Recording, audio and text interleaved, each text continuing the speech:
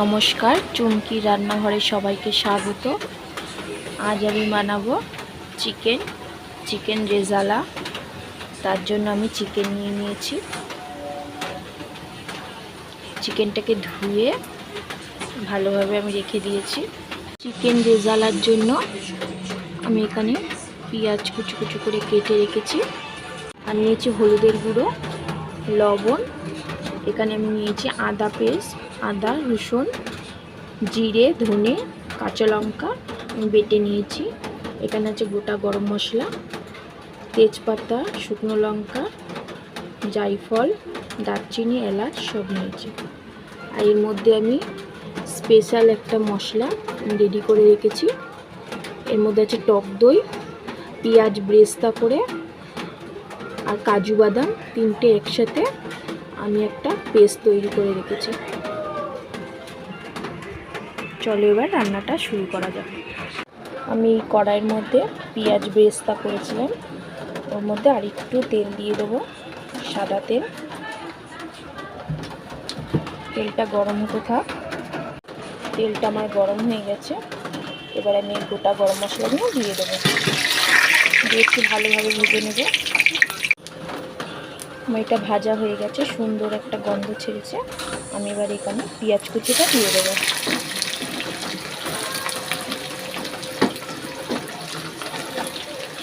পেঁয়াজটা দিয়ে লালচে করে একটু ভেজে নেব ভালো করে। দেখতেই পাচ্ছ আমার পেঁয়াজটা লালচে করে ভাজা হয়ে গেছে। এবার আমি যে পেস্টটা তৈরি করে রেখেছিলাম আদা রসুন, সেটা আমি দিয়ে দিলাম। আদা রসুনের পেস্টটা দিয়ে আমি ভালোভাবে কষিয়ে নেব। সুন্দর আমি কষিয়ে নিচ্ছি। এই পর্যায়ে আমি দিয়ে দেবো লবণ পরিমাণ মতন, আর দেবো হলুদের গুঁড়ো পরিমাণ মতন।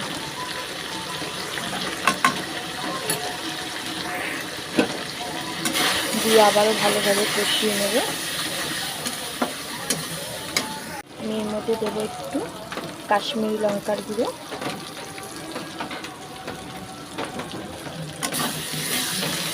দিয়ে আবারও ভালোভাবে কষিয়ে নেব মশলাটা। দেখতেই পাচ্ছ আমার মশলাটা দারুণভাবে কষে গেছে, তেল ছেড়ে দিয়েছে। এই পর্যায়ে আমি চিকেনটা দিয়ে দেবো।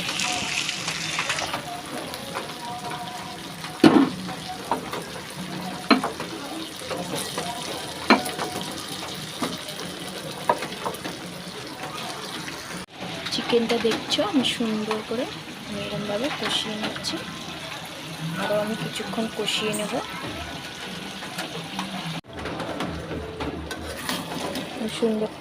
সুন্দর করে আর একটু কষিয়ে নেব চিকেনটাকে।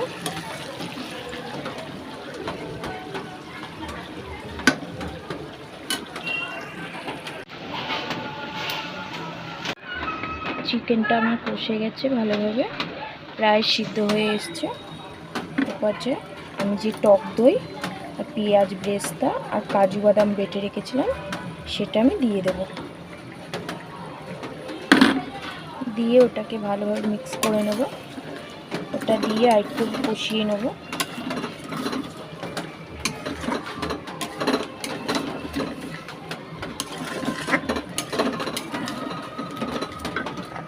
আমি ওই পেস্টটা দিয়ে আর একটু কষিয়ে নিয়েছি। দেখতে পাচ্ছ কত সুন্দর তেল ছেড়ে গেছে। আর একটু আমি কষিয়ে নেব।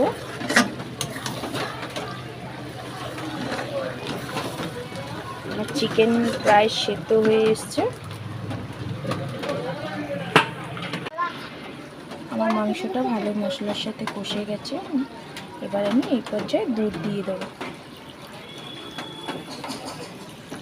দুধ না দিয়ে জলও দেওয়া যায়, দুধ দিলে বেশি টেস্ট হয় তরকারিটা।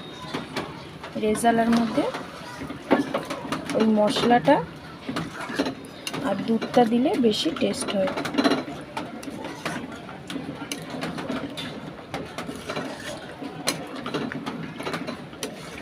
দই, কাজু বাদাম, পেঁয়াজ ব্রেস্তা, মশলাটা আর এই দুধটা দিলে বেশি টেস্ট হয়, দুর্দান্ত লাগে খেতে।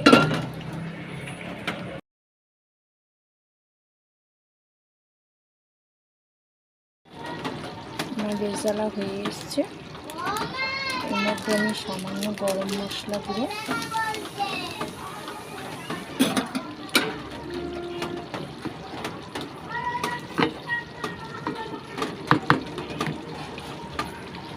আমার রেজালা একদম রেডি,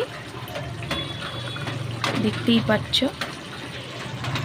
আমি এবারে নামিয়ে সার্ভ করে দেখাচ্ছি। আমার রেজালা একদম রেডি, আমি নামিয়ে সার্ভ করে দেখাচ্ছি। দেখো কত সুন্দর, খেতেও ভীষণ টেস্টি। এরকমভাবে বানিয়ে দেখবেন।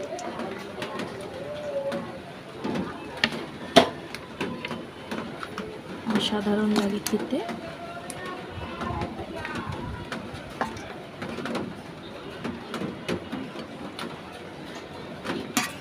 ভিডিওটা ভালো লাগলে লাইক কমেন্ট শেয়ার করতে ভুলবেন না। চ্যানেলটাকে অবশ্যই সাবস্ক্রাইব করে দেবেন।